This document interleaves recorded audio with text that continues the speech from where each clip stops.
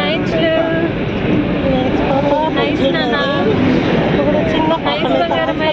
తీసుకెళ్తున్నాం. సో తినంతా చిన్న చిన్న చూస్తుంది, చూసి చూడనట్టుగా.